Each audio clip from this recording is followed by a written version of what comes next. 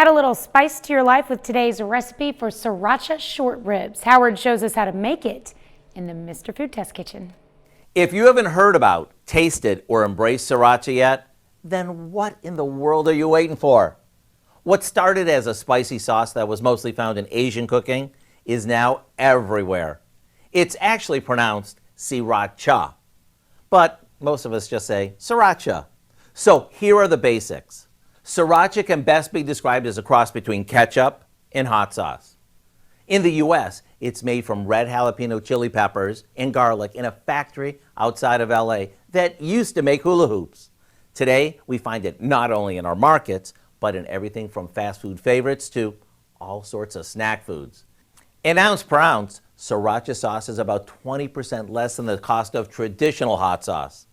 So with all it has going for it, you can bet we're seeing it in more and more recipes. Recipes like these short ribs that are not only fall apart tender, but the combo of the Sriracha, honey, and the lime makes them irresistible.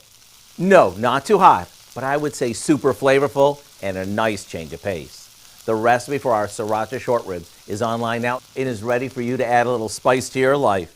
Or, shall I say, to your table. I'm Howard in the Mr. Food Test Kitchen, where today we found a Sriracha kind of way for you to say, ooh, it's so good.